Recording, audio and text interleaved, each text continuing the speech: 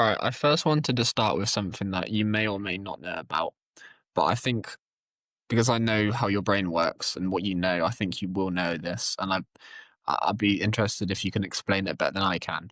But essentially, I'm thinking about this study, and it was done by a researcher called Harry Harlow, about monkeys, and it was about attachment. Mhm. Um, so I'm going to kind of explain the gist, and then if you know it, then add whatever you like on top. So essentially, it was about like the kind of child mother relationship and how Harry Harlow like replaced the mother monkey with like a fake robot monkey. And there was like two, I think. I think there's one made of wire and there's one made of cloth. And the one um and they measured kind of the child monkey's reaction to it. And apparently sort of the kind of hypothesis was about how the child would go for the food source, the one that best represents the food source. But it ended up sort of um, like taking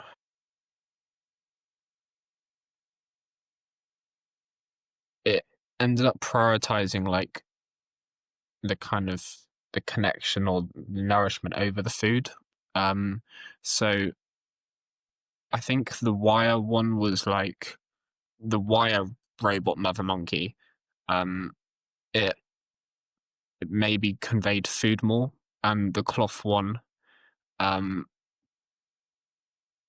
didn't really convey food, but it conveyed more kind of like Comfort. comfort. Yeah. Um, yeah. Do you have anything to add to that? Yeah, so Harlow's monkey was like one of the primary studies in attachment at like the beginning that I've had in I had it at A level, I had it at university, and it basically tried to uh it tested how essential is like emotional stability or comfort, let's say emotional comfort that comes from a caregiver. So like you said, they took these baby monkeys away from their biological mother, in a very controlled lab environment, and they made these like fake mothers. One was made of wire and sort of metal. The other one had some cloth around it, and they did various different tests, like putting the food source in different places, um, getting the monkey sort of used to where the food was, etc., etc. But they found that ultimately the there was a significant effect where the baby monkeys would choose the cloth mother over the wire mother, even though the wire mother had food. And this was particularly true when they did a trial where they scared the monkeys. So they used like this, I don't know, like some robot like structure that moved and made noise and stuff to scare the monkeys. And they saw which mother, fake mother, the monkeys ran to after they were confronted by this scary thing. And there was a significant effect that they ran to the cloth mother rather than the mother that gave them food. So what they basically concluded from that was that emotional comfort um, is as important, if not more important, than food, because there were a lot of there were some theories that like the main reason that infants draw a bond with their primary caregiver very early on is because they are a source of food, you know, in the form of breast milk or whatever form for that species it comes in. We connect with our primary caregiver because we literally need them to stay alive to receive calories and nutrients. But this study was the beginning of a lot of work that showed that emotional attachment, emotional connection is, like I said, as important, if not more important, than like the physical nutrients that keep the baby alive. But there's a researcher called John Bowlby who did loads of great attachment work in like the 60s, and he said that like emotional connection and love and a strong maternal bond is as important for a human baby as nutrients are and protein is for their bones and their muscles. It's like it's a requirement. There were a lot of studies that we looked at where like they looked at orphans and people that have grown up in care without a connection with a primary caregiver, without secure attachment like that. and it showed that there would be physical effects later down the line. Like they would be, on average, smaller and would weigh less and would have lower IQ on average. So it's like that emotional bond is essential. It's not a nice, like, extra that you feel secure and emotionally cared for. It is a necessity. Yeah, this the significance of comfort is kind of new to me. I didn't realize it was as important. Um, is it like sort of due to sort of mental health development and kind of the way that the brain then sees the world? And I guess I'd ask, like, how do you then be comfortable? Like, how do you then like give that to your child? Well, what I was thinking as you were talking there is one of my favorite parts of attachment theory is the idea of the secure base. Have I talked about this before? No. So, if you have a securely attached child, from my understanding, they don't cling to you all the time, right? But they also don't distance from you all the time. As a parent, you are the secure emotional base that lays the foundation for their exploration of the world. So you can think about that physically, but you can also think about that emotionally. As a mother, let's say, because that's the most common example, you are, let's use a mundane example. You're sat on a park bench on the edge of a kid's playground.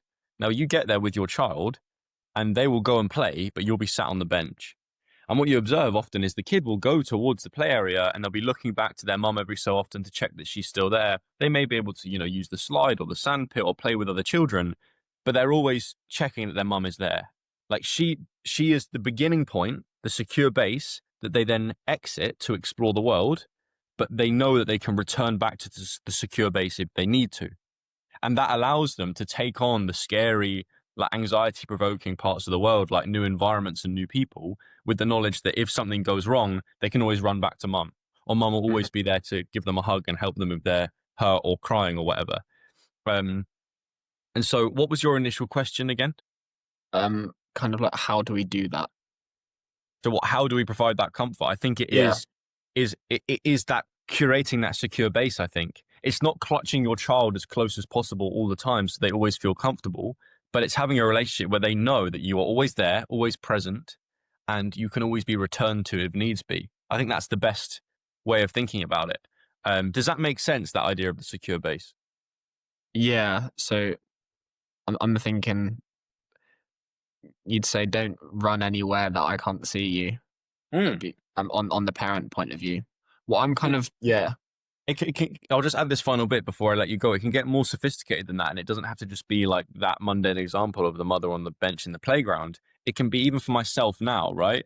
I I don't live with my mum anymore. I don't speak to her as regularly as some, right? We speak like on a weekly basis, maybe.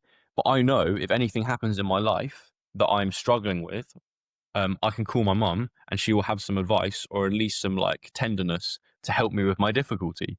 That's me returning to the secure base, just in a psychological sense. I'm out in the world, I'm taking it on, and most of the time, I'm fine. But if something rocks me and there's emotional turbulence and I need some guidance, I need some love, she's always there on the end of the phone. You know what I mean? Yeah. I was gonna ask then, what does the father contribute towards this?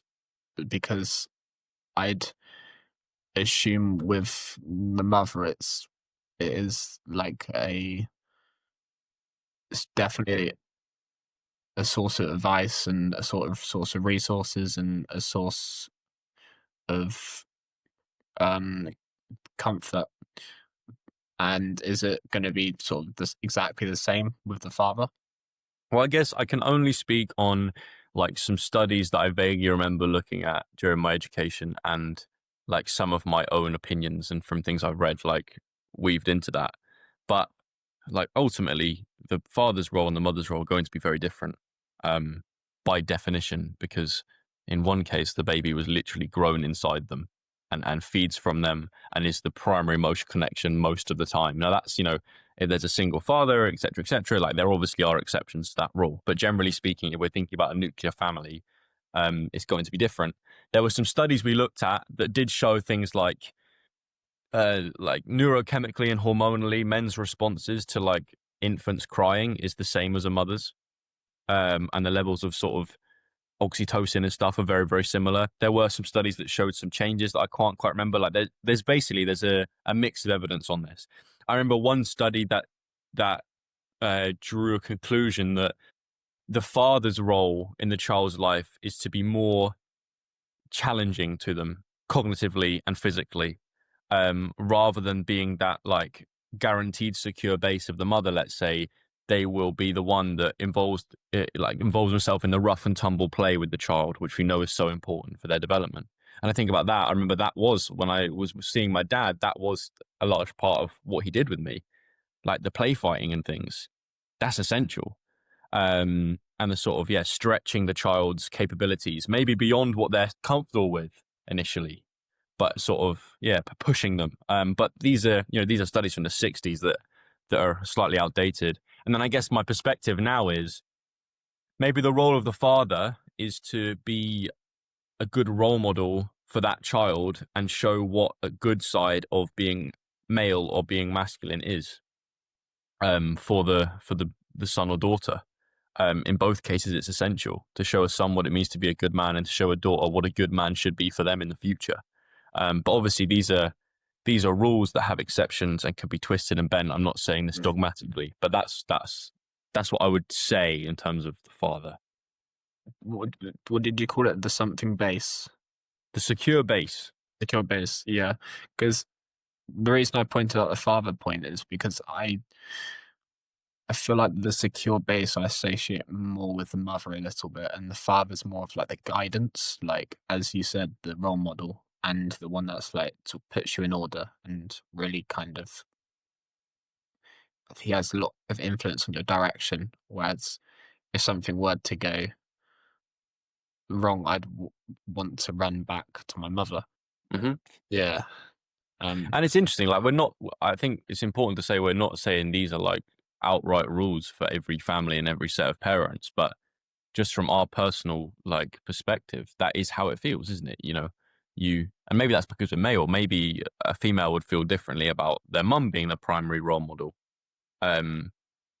just because of the fact that the mother is female and they're female. I don't know, that people have their own perspective, but I think generally speaking, it's not going to be the same, and there's sort of a complementarity in what both parents bring. But yeah, interesting. I want to go on to another warm-up question, and I was talking to someone about how, on average, women live 3 years more than men do. They live for 3 years more than men do, yeah. And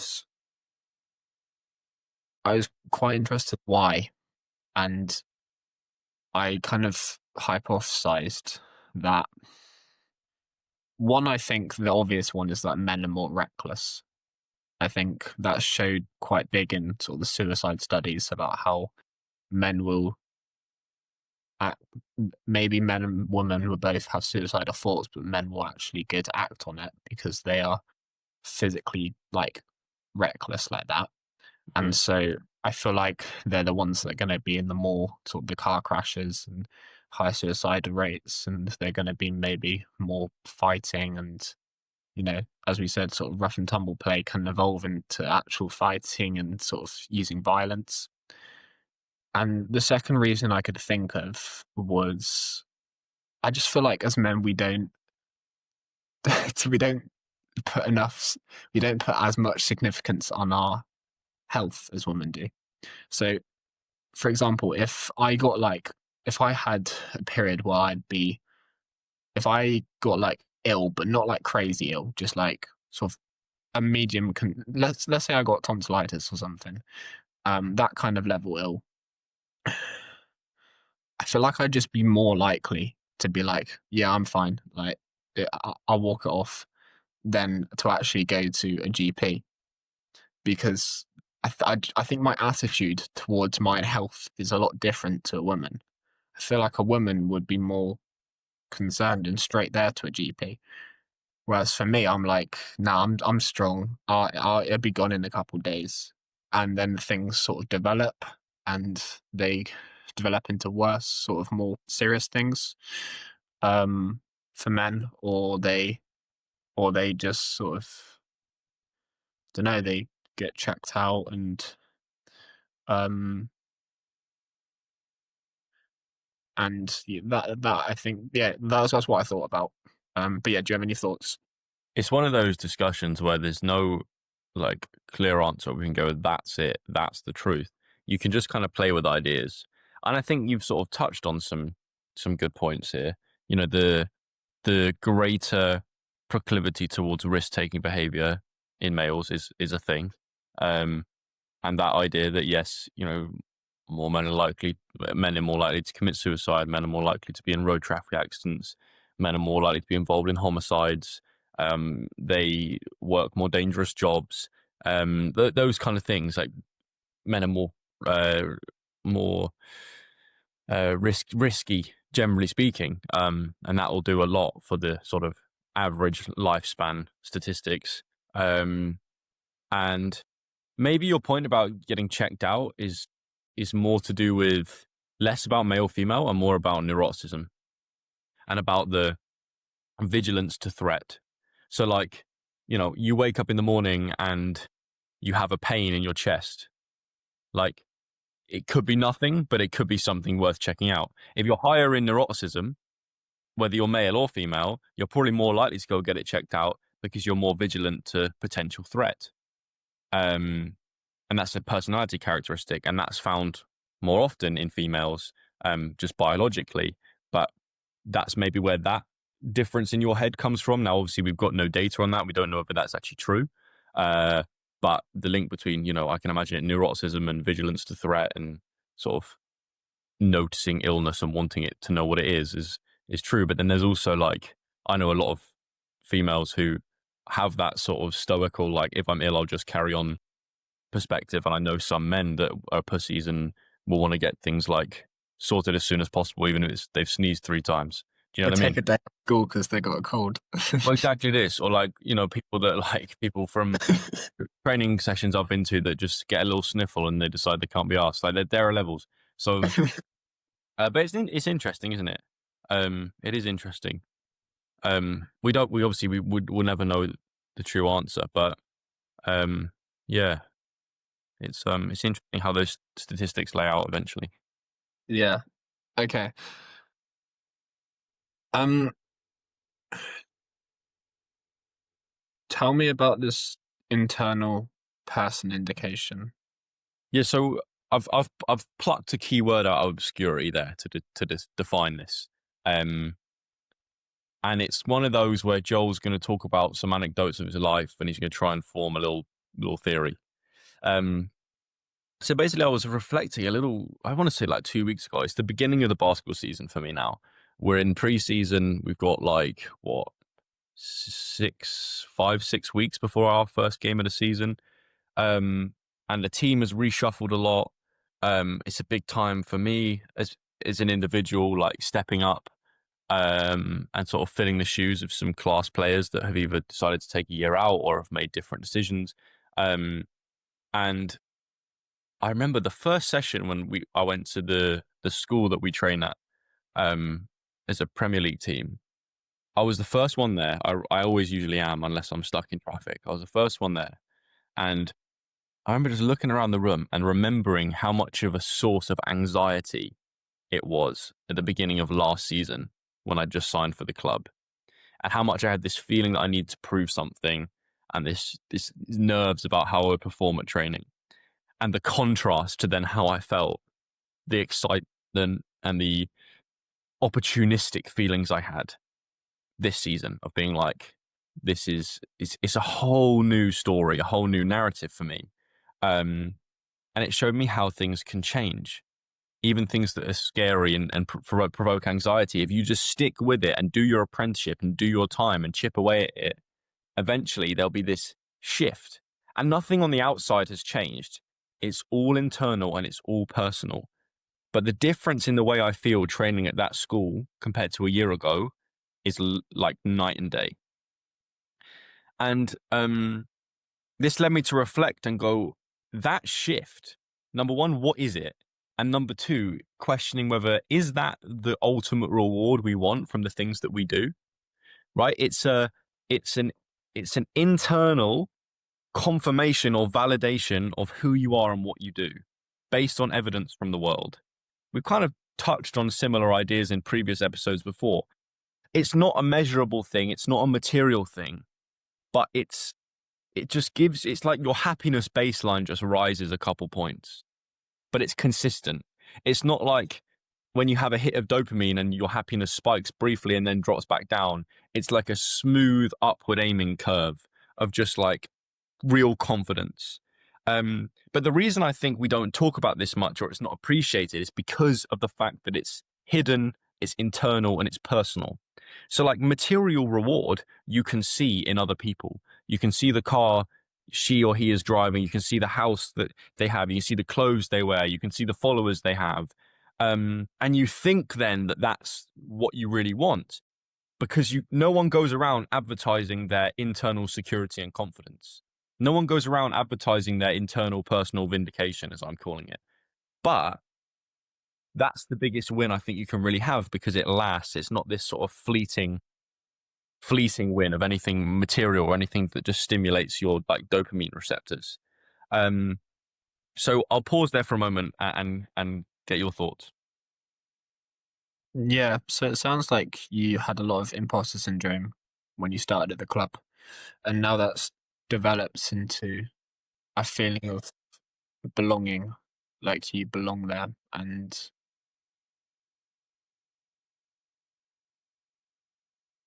that's because of the proof that's in between.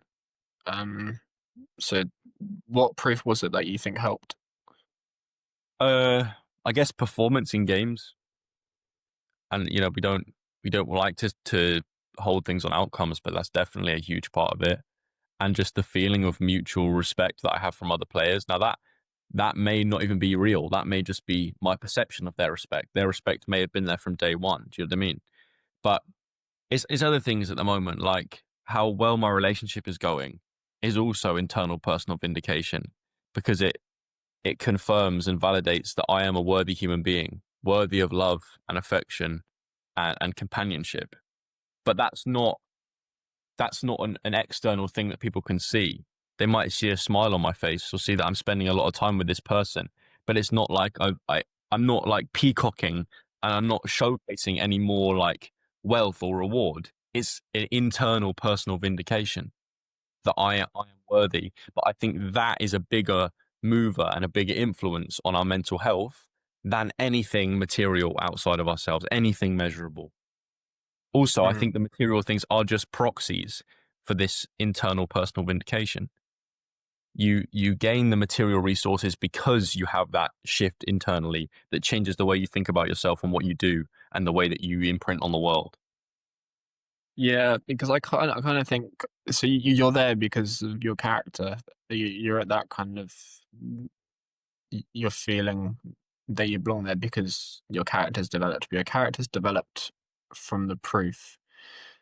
Because I was gonna say when you're gonna move club in the next couple of years, whatever, and how do you then join that club with the character that you belong there?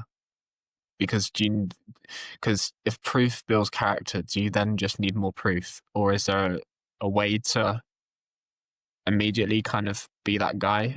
And if you could immediately be that guy, do you want to be that guy? Like, is that okay to immediately Mm. go to that stage? Well, wasn't it Jimmy Carr that said, like, if you're not feeling imposter syndrome every 18 months or so, you're not like working hard enough or pushing yourself to grow enough? And I kind of like that because, like, I get what you're saying. When I move abroad to play professionally, I don't want to move to a club where instantly everything is given to me. I like how things have gone in London, that I've had to work hard for my position. And I want that when I go abroad. I want that uneasy feeling. I want that uncertainty, even though it's uncomfortable. Because when I do my time and do my apprenticeship, I think very, very I think about Robert Greene type themes here from his book Mastery about doing the apprenticeship and really sweating the small details and grinding for your for your work until eventually it's appreciated. I want that when I go abroad. And maybe I want that in my second club when I go abroad. There'll be a better club. And I want that in this world here. I want to be pushed in different speaking gigs. I want to push myself in terms of the ideas that I'm grappling with. Like, I want to feel like an imposter. Like 2 years ago, talking about the stuff we talk about today, I would have struggled a lot. And reading the books that I'm reading now, I would have struggled a lot. It is that. So I don't think you want the journey of becoming more established in your position, but you don't want to just maintain or the same thing or be given it immediately. You want to be Sisyphus pushing that rock up that hill. And you don't mind if it falls back down in a different environment because you enjoy the feeling of that, the challenge, the journey. You know what I mean? What does doing the apprenticeship mean to you?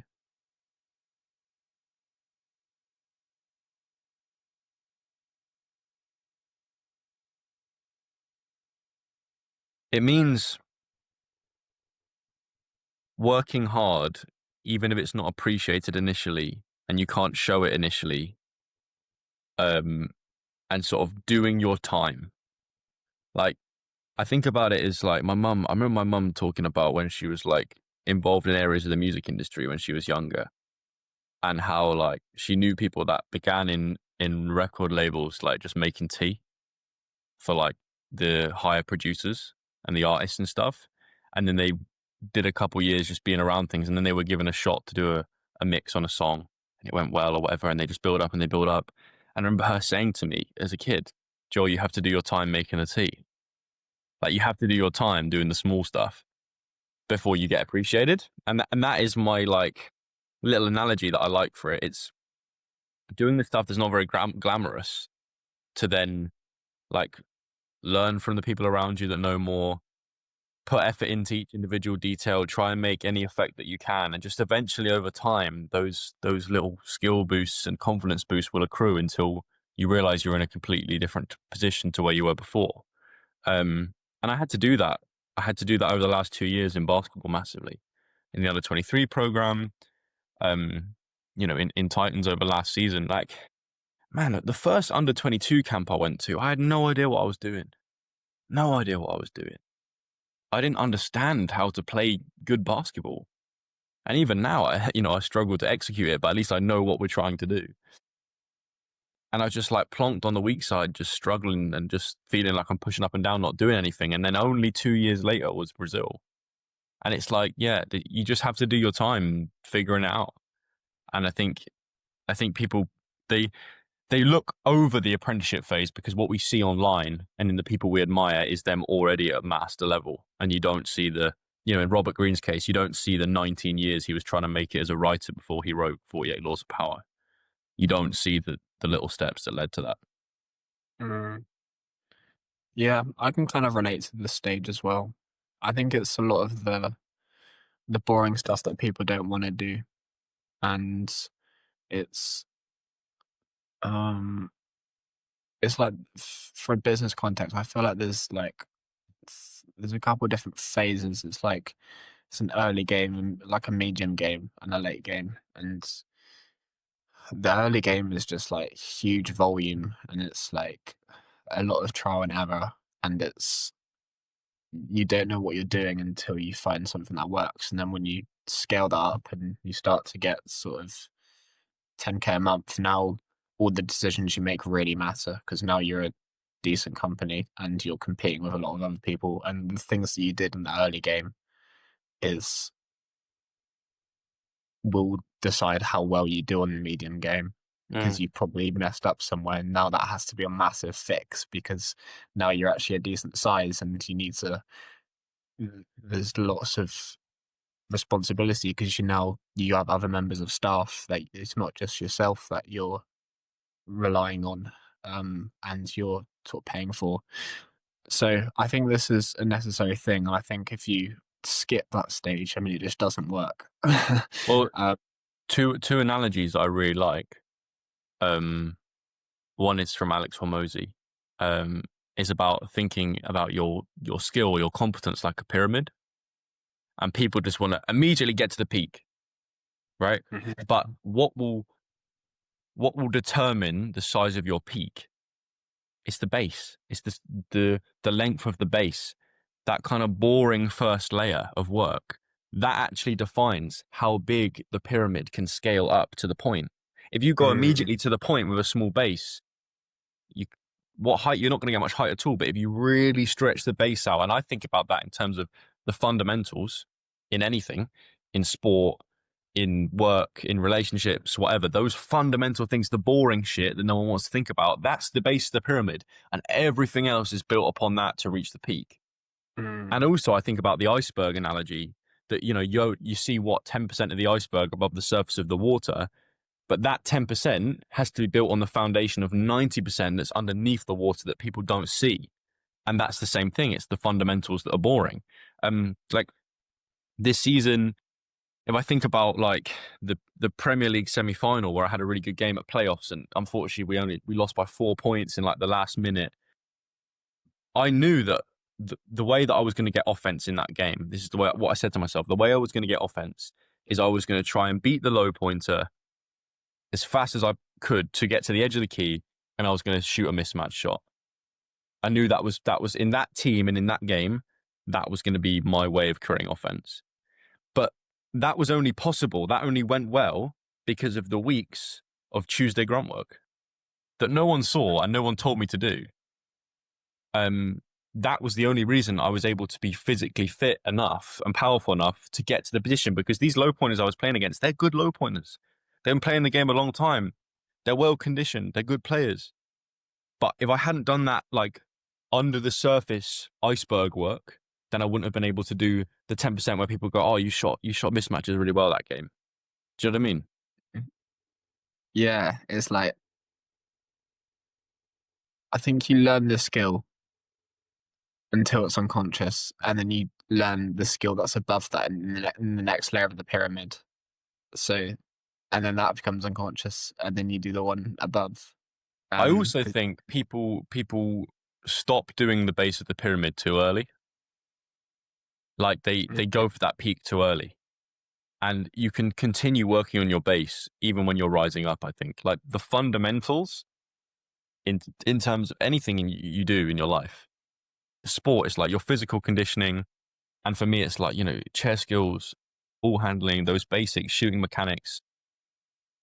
And in your work it could be, I don't know, whatever the base things are. For me it's just like, am I reading every week? Am I writing every week? Am I speaking every week?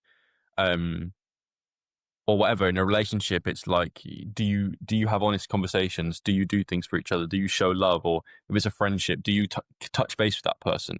Do you compliment that person when they help you out? Do you have shared interests? Like the base of the boring shit is where the magic happens, and the boring shit needs to continue to be done. It's just like chop wood, carry water. It's necessary.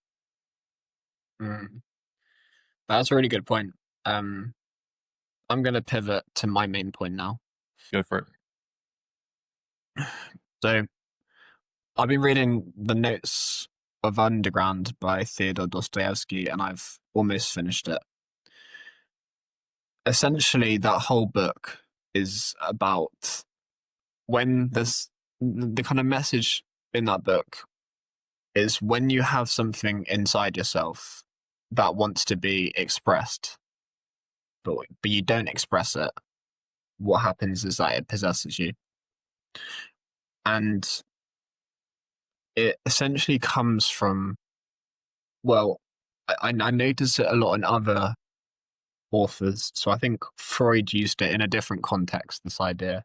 Um, and he said the less sexual you are as an integrated personality, the more sexuality will manifest itself as an like a pathologized fantasy. And I think Freud means here that if I ignore my sexual desires, they don't go away. Mm. In fact, they kind of scream louder to get my attention. So they get more intense. And I think that's how kind of fetishes and stuff start. But Dostoevsky uses in a context of his life. And so the Notes from Underground is kind of, it's not like an autobiography, but he uses a lot from his own life.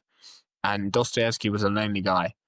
Um, like he was the type of guy that there was one scene where he saw this guy that he used to go to school with years ago, and he essentially begged him to meet him and his friends at this dinner party, where he doesn't even like the other people, and so he kind of self-invites himself, and it doesn't go well.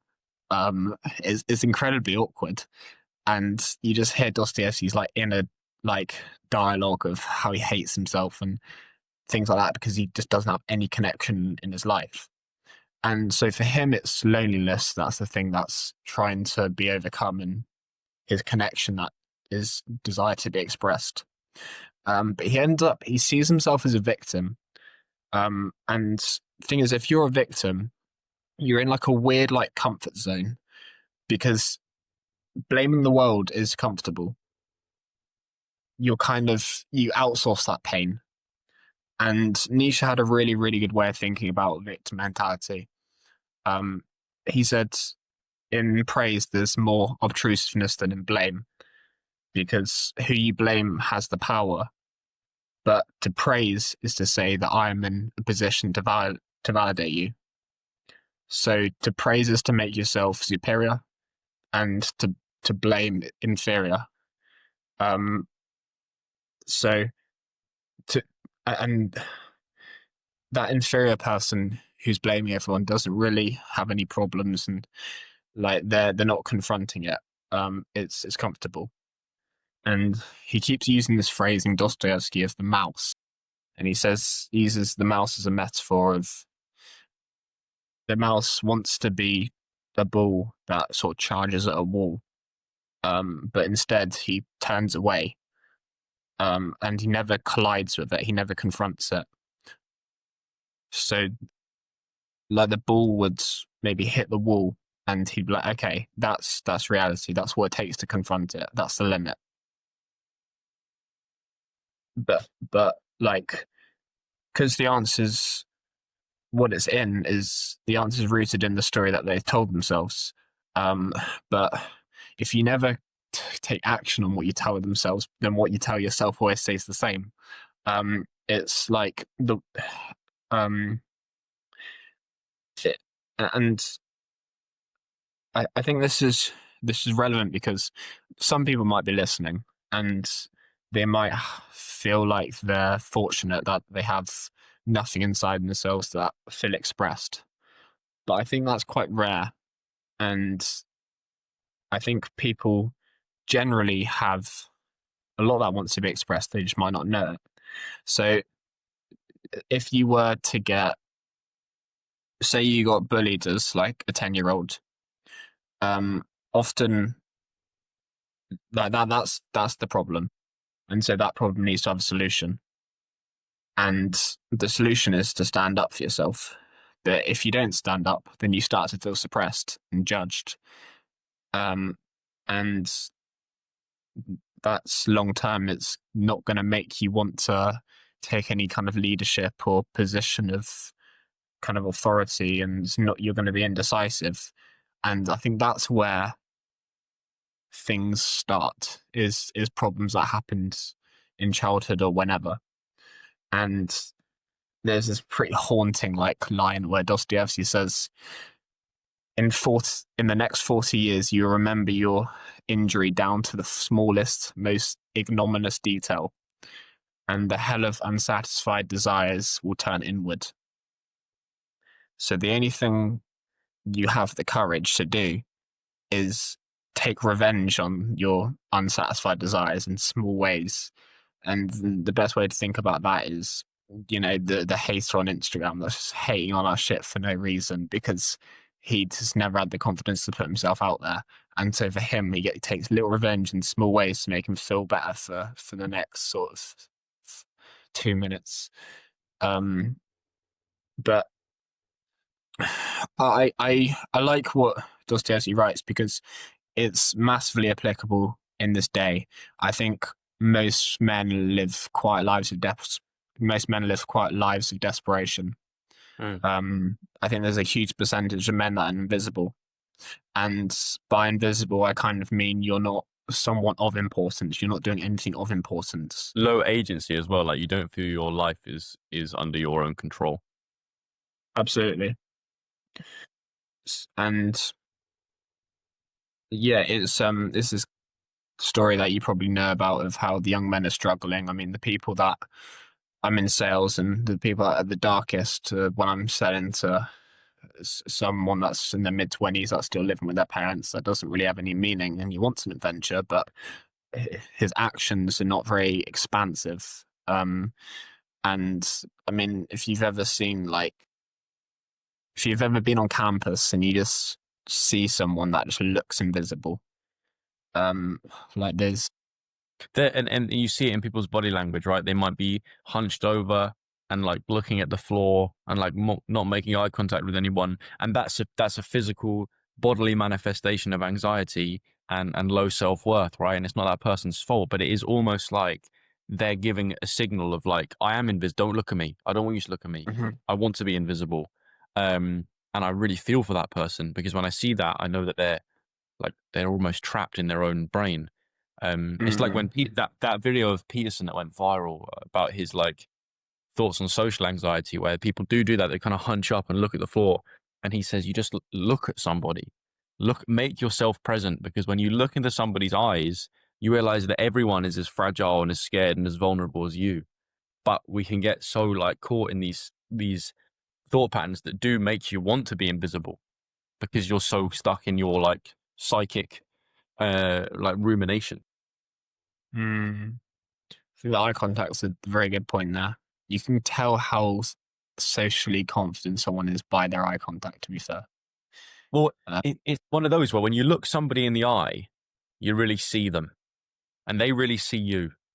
It's like I don't know, if you look at just what's around them, or you just look at their body or whatever, it's just not the same as when you lock eye contact. And they say, don't they, the eyes are the window to the soul. You really see that person. And it's almost like you really notice that they're there and they notice you're there. And that's scary. It's scary. mm, because the less eye contact, the kind of more distant you are. Yeah, it's more Uh, exposing. yeah, there was a guy at the gym the other day who was exactly who Dostoyevsky was talking about. He was waiting for the lap pull down, and he was just very distant, a very weird vibe around him. And I think he was very clingy to this one friend that he had. And my friend kind of knew him. And then we were kind of trying to like find a solution, because I mean, what do you do with someone that you kind of know, and you know he's very aimless, he's very distant, and he's craving connection. So I said to my friend, well, it's your responsibility. You kind of know him. You should help him. But we kind of didn't really figure out how to deal with that. Like, do you just go up to him and be like, you good? Like, what's wrong?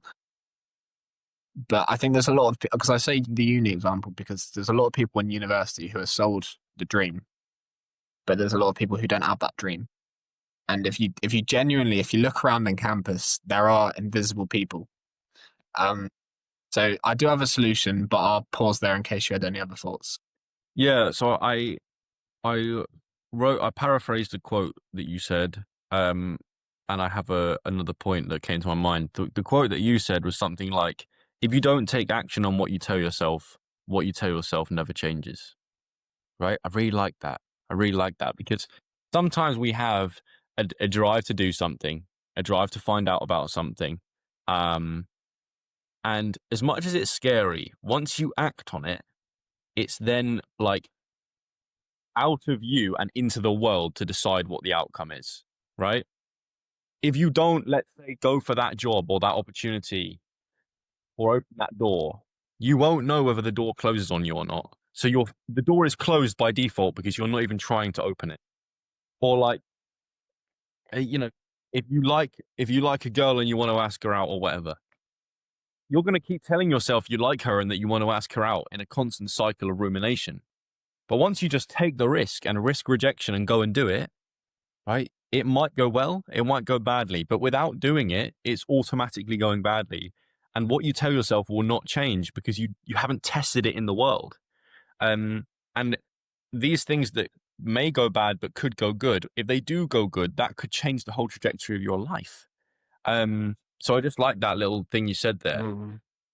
And the last thing was you talked about like if people don't know what they're desiring underneath everything, they don't know if there's anything in them that desires to be expressed. Well, it's obviously I'm in this world a lot because of what I'm reading at the moment, but um, these things like the idea of a complex, they're unconscious, right? So if something happens to you and it creates this desire in you, and it becomes like a complex, like it's a something you went through in childhood or a way you feel inferior that feels like it needs to justify itself, it'll work unconsciously and it will change your behavior and your perceptions through projection and you don't know about it.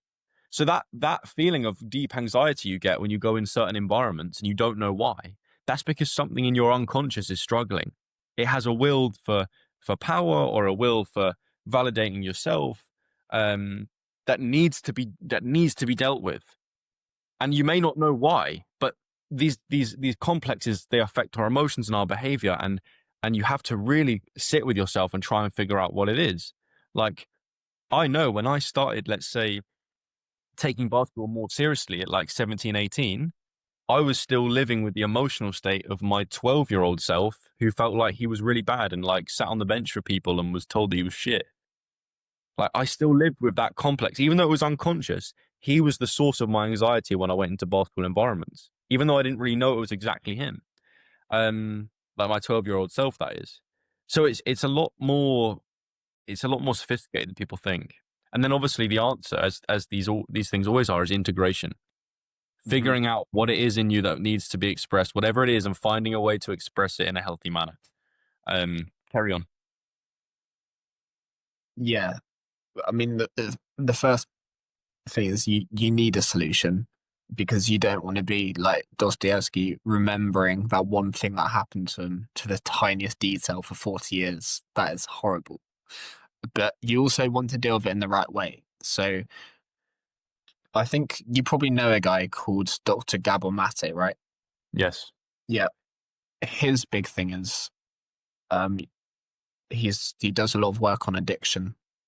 And I think a lot of people will obviously they almost don't confront the thing that wants to be expressed. They go around it, so they go for an addiction.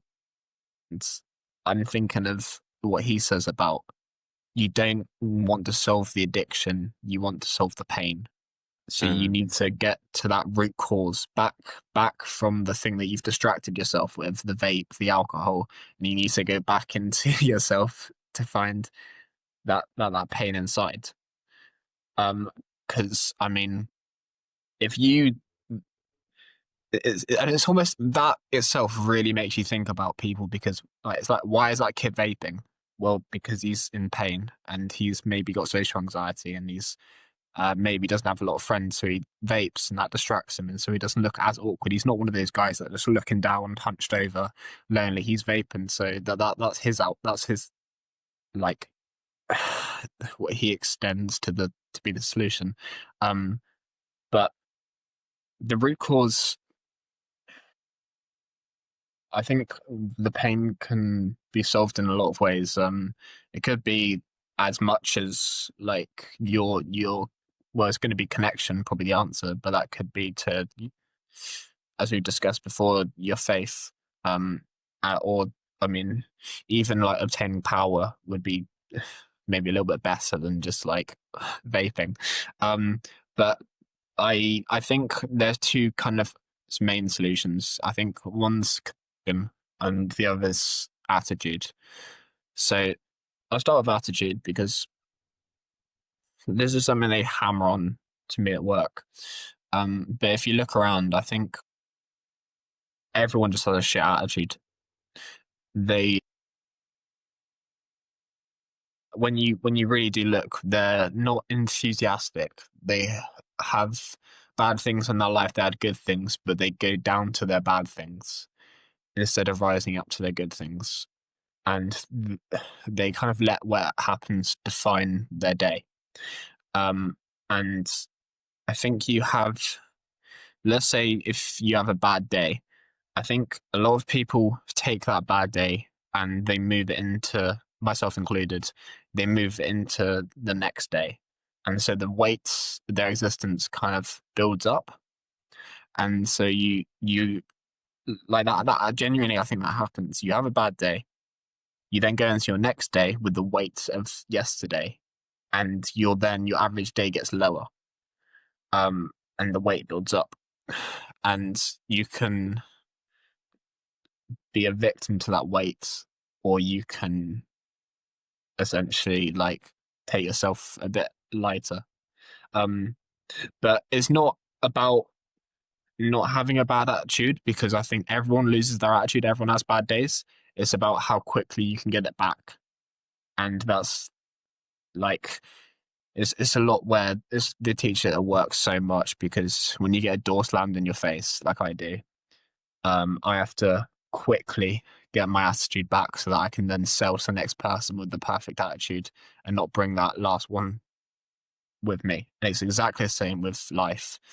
Mm. And I've been really bad at this in the past. I can even like I remember an example with I remember when I broke my friend's phone last like 1 or 2 years ago, and we're doing a podcast, and we're with Dion, who is one of our favorite guests at the time, and I just didn't have a good attitude. And like that's really not good. You're interviewing someone and it's going to be recorded, and you've brought them on. You've got to give them a good experience. But I still had that breaking my friend's phone Mm. burden inside me and that way inside me. So luckily I had you to sort of carry it on. But we need to fix this, because the playful people, the Thomas O'Malley, the male dog Mm. from Lady and the Tramp, they Yes, don't O'Malley. they don't lose their attitude, or if they do, they get it back very fast. Mm. They have a good attitude, um, and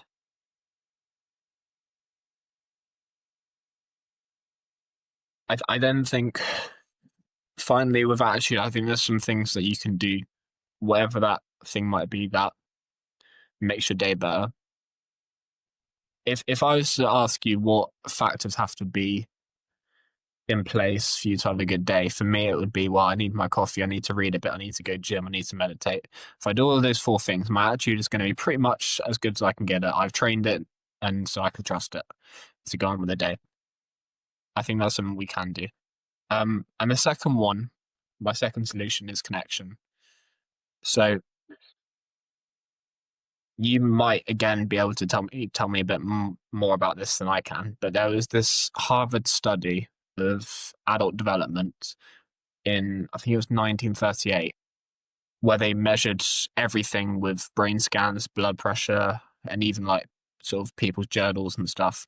And they found the biggest factor um, of the quality of people's life was their relationships, their close relationships. Um, because essentially that made stress lower, that made people healthier, that made people's brain sharper. Um, and so the inverse of that would be, well, loneliness is the biggest thing that's making you depressed, or it's the biggest killer. Um, and I guess I'll use and obviously when we talk about connection, me and you branch it off as we should to other things like connection to hobbies, connection to your God, whatever. And I use a personal example. I once dated a girl who, to be honest, I was mainly with her because of her looks, but she was in a very dark place mentally.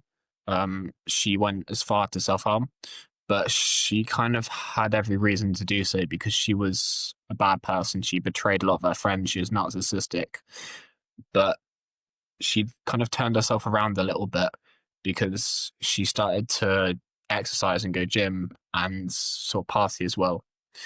And that kind of brought her out of Plato's cave. Because essentially, you just want to connect to something that's bigger than yourself, because otherwise the power just goes into back onto you, back onto destroying yourself. So it's kind of like just Peterson's work with the lobster and the serotonin is if lobsters are what 97% genetically identical to humans, and um, essentially when one of them gets more competent, they get more serotonin, and they rise in the dominance hierarchy, and then they do that again, and it goes again and again and again. So I think we need that kind of straight up sort of spiraling connection upwards. That's what we want. And we get taught this thing called the roasting the chicken analogy. And it's like when you talk to someone, this is connection in sort of your social group. When you talk to someone, if you don't put a chicken in the oven, if you put a chicken in the oven without defrosting it, what happens is the chicken gets cooked on the outside, but not the inside.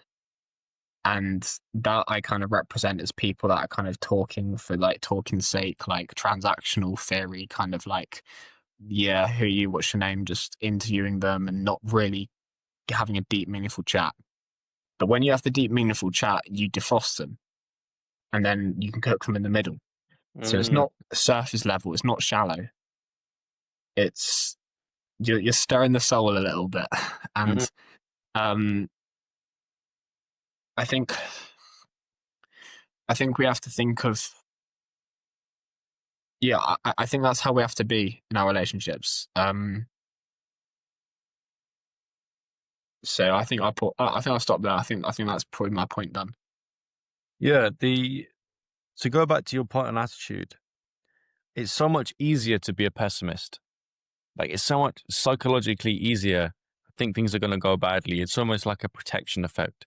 I know Chris Williamson has talked about this, that cynicism is a defense mechanism against failure.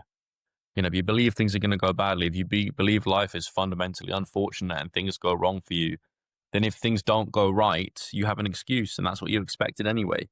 And you're evolutionarily wired to be like that, because we have this negativity bias and things like that. I also love your point on it's not necessarily like, how you respond. Well, I guess it is a response, but it's not exactly what the challenge you're facing is. It's how you recover or how quickly you recover emotionally. And what is that? That's psychological recovery. It's psychological resilience. And what is that based on? Is it your character? Is it your self-awareness? And I think you're right about these characters you brought up. Like the Tramp and Thomas O'Malley, and that they're playful with life. They're playful with their emotions and their outcomes. Like, the biggest disaster in the world will happen, but they just kind of it's like water off a duck's back. They're not fazed by it. They'll kind of just carry on and try and find a joke in it and try and make the best of it. And then I think, well, is there also something in the fool archetype here? This ability to be psychologically resilient and to psychologically recover.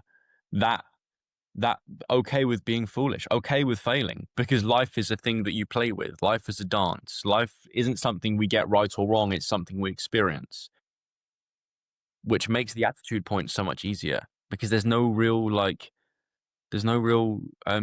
pressure on any specific outcome. You're just dancing along to the music. And then your point on connection, yeah, it's very true. That all I remember from that study itself was the TED talk that came out on it that was like relationships are the most important factor in health. Because it does it prevents the majority of things that destroy our health, because those things come from disconnection. Like things like deep stress and all our addictions, whether that's food or drugs or disastrous behavior, vices, they all come from being lonely. If you're with somebody you love or a good friend and you feel very connected to that person, very appreciated by that person, it's even to the small example that, like, when I'm with a good friend or family or my girlfriend, I don't look at my phone. I'm not even in that world. I'm not even thinking about being in that world. And I think there is this protective effect if you have such a tight-knit community around you. So yeah, I think you've touched on some really important topics here, man. Yeah. Tell me about your Jung point. Yeah, so I finished Modern Man in Search of a Soul, like I was telling you before we started recording, and I've started The Four Archetypes, which is like a compilation of Jung's work on the mother archetype, the archetype of rebirth, the archetype of the spirit, and the archetype of the trickster.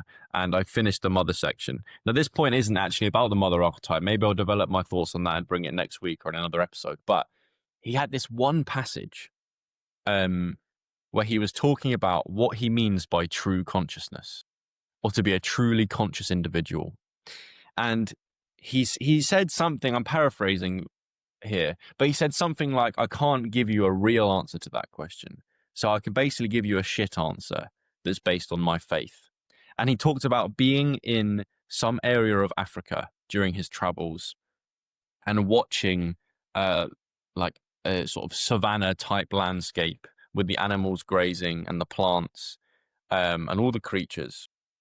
And he said, like, he felt in that moment like he could have been the first real conscious person in the world because the world appeared to him to be like so primordial and natural that it's almost like no one had ever noticed it yet.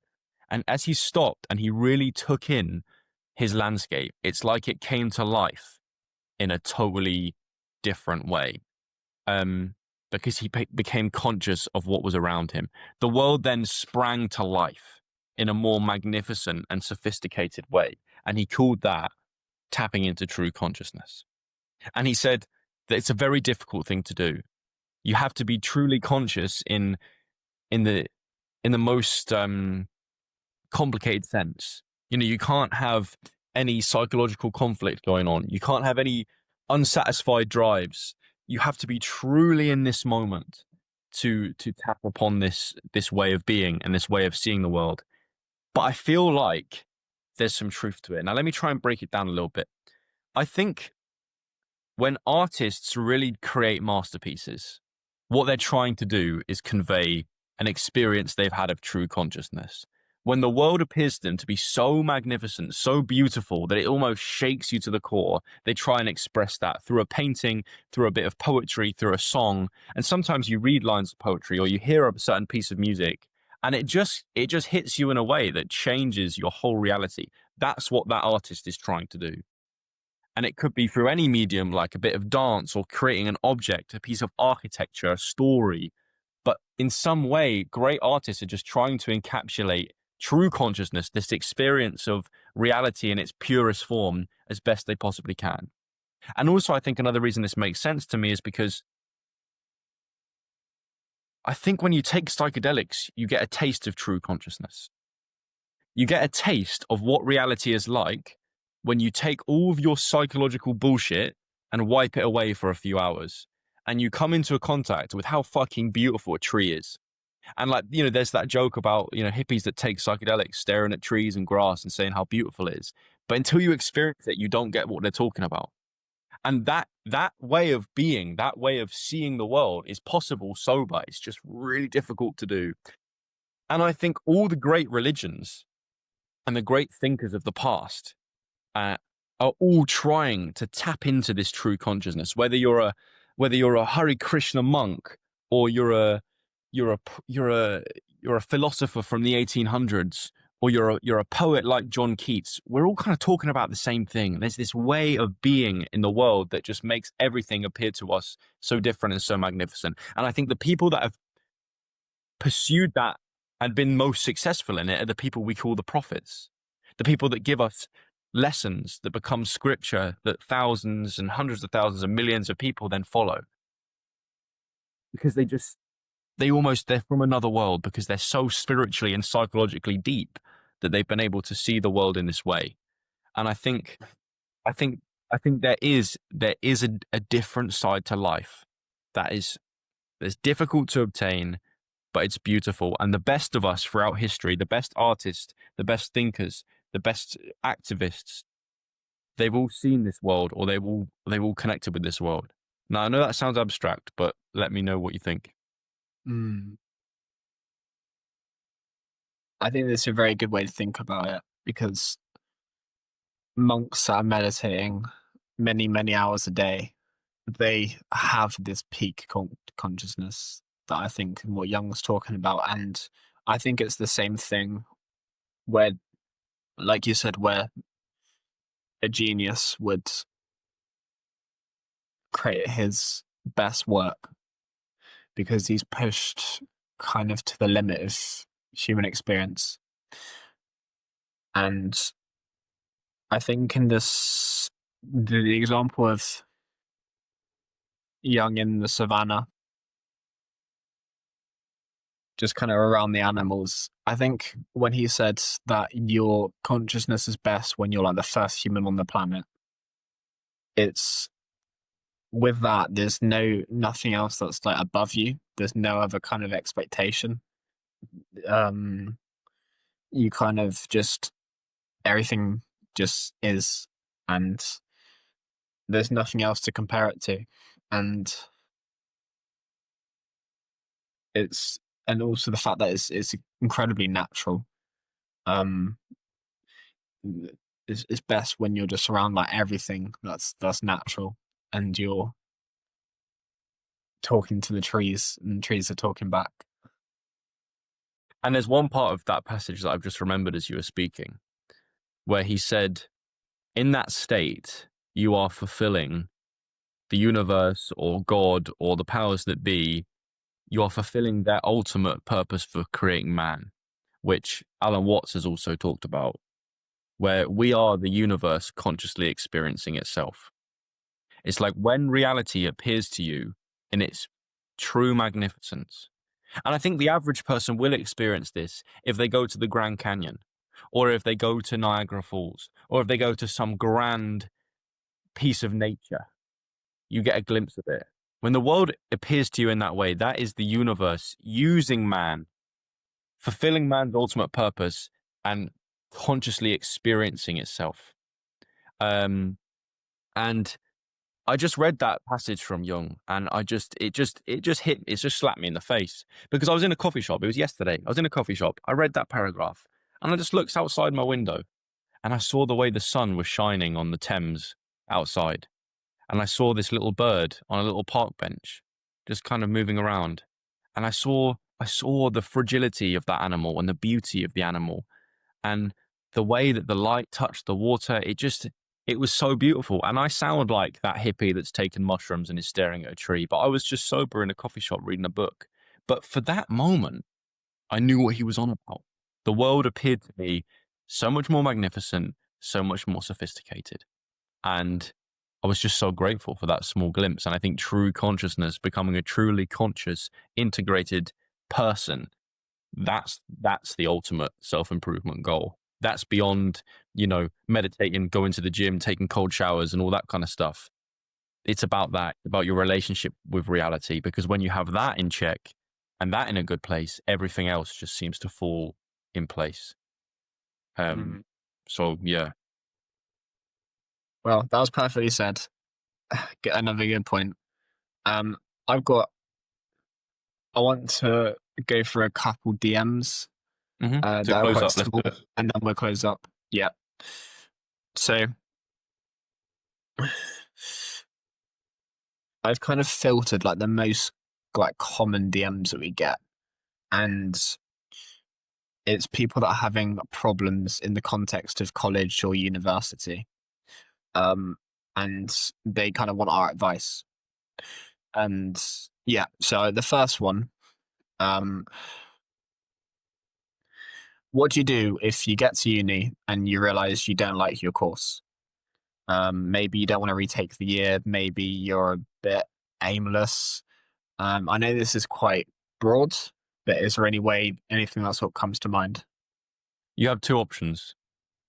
You either bear it, or in a way of like trying to bear it more easily, you try and find ways to make it more interesting to you. Like I think I talked before about like if you're given an essay question, try and twist it in a way that's fascinating to you personally. And it might be risky, and your lecturer might tell you don't do that.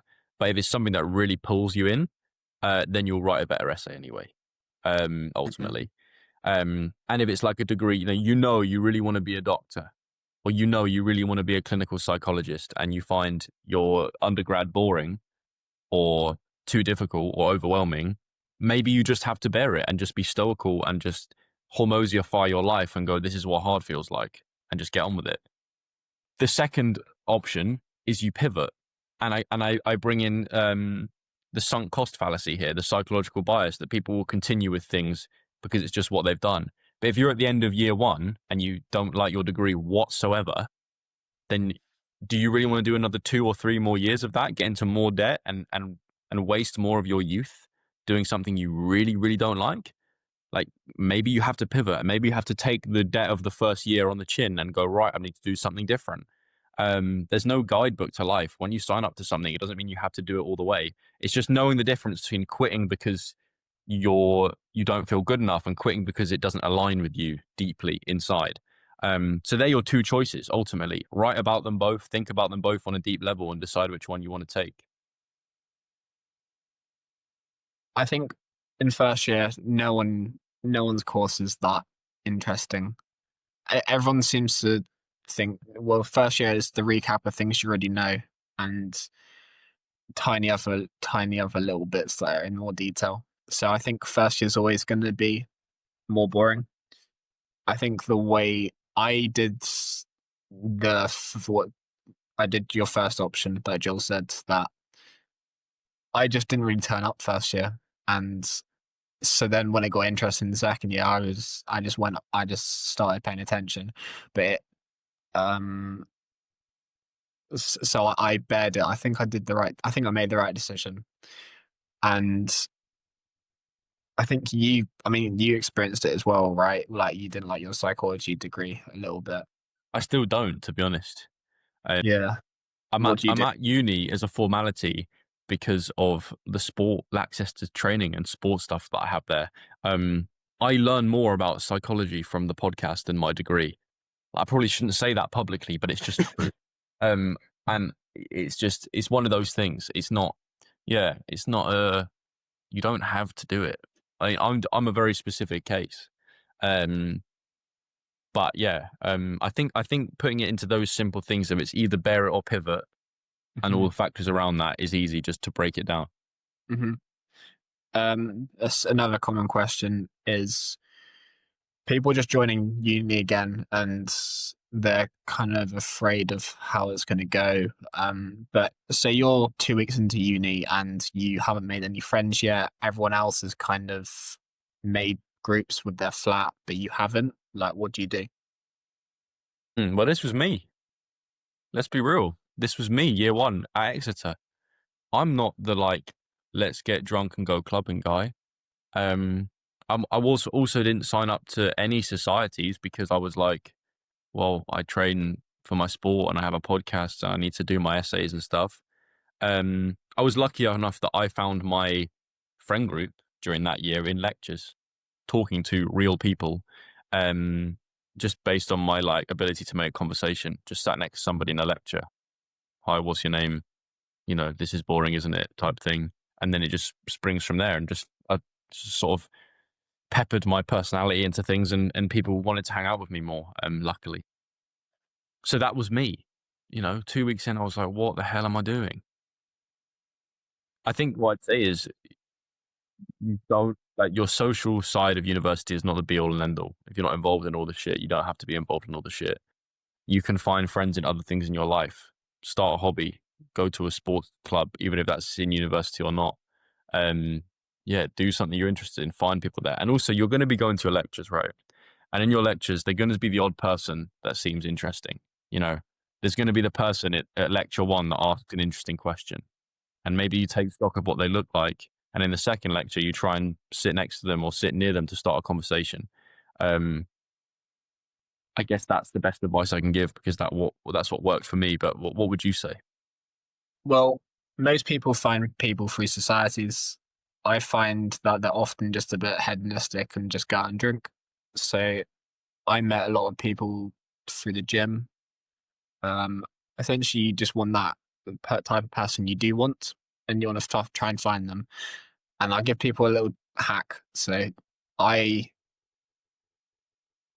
I joined this, like, I joined this business society group chat that had like 600 people in it. And I just put in this big chat and I was like, I'm trying to grow this company. Be cool to meet like other people that are also serious. And, and then I got some replies from that. I met them independently in coffee shops. And those guys are like my type of people. And the head of the site, he got mad because you're not allowed to like promote shit, but I don't care. Yeah, you So met people. Great. yeah, yeah. So I'd recommend it's literally just putting yourself out there, like, and finding the people that you want to find. That's Be what I'd say. proactive. Be high agency. Make it happen. And it may not Mm, go perfectly, but like, yeah, you got to be the person to extend like the olive branch and build the bridge, man. Because if you're just waiting on someone else to build a bridge, there's gonna be a much lower probability than that happens. And if you try and build the bridge yourself, yeah. And lastly, got a message from a girl who essentially said that in uni there's a lot of like passive aggressiveness, sort of between sort of friendships that live together, but that's never been like addressed, because like let's be honest, in our culture we just kind of like hide the dragons under the carpet. mm. But she's got a lot of sort of drama, and she isn't like the other girls. She's like a Christian, and essentially she's just doesn't know how to deal with this sort of passive aggressiveness that no one's confronting, but they know it's all there, and they kind of will they do it indirectly and things like that. So yeah, any advice? I think you got two choices again. You either confront the dragon and just be like, "Why are you being a dickhead?" Like, obviously, you can say it in a nicer way than that, but be like, "Look, you said this thing to me the other day. I was a bit confused on what you meant. Did you mean it in this way? If you did, then why? If you didn't, that's cool. Like, I'll be good." And I think the important question for that is, do you want to actually be friends with these people? Or do you just want to live with them and like be able to make your pesto pasta in the evening without an argument? You know what I mean?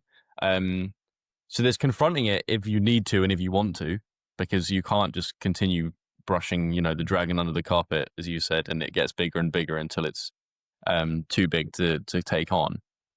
Or you kind of just distance yourself and live your own life and not care about getting involved in the drama. You don't have to. You don't have to be on the group chat. You can mute the group chat. You don't have to be engaging in the conversation. You can find other people that aren't going to do that. Um, so it's confront or disengage, I guess.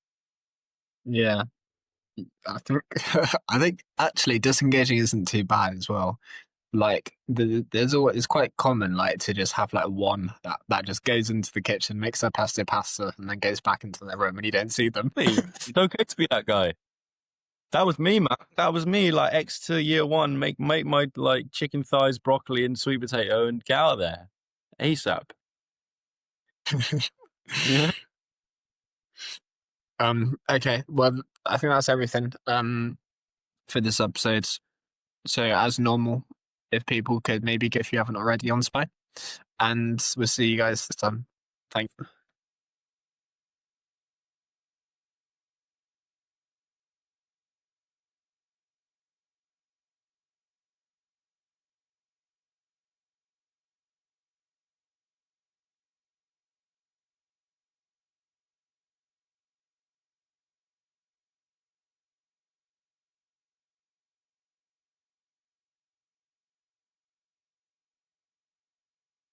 Has the recording stopped for you?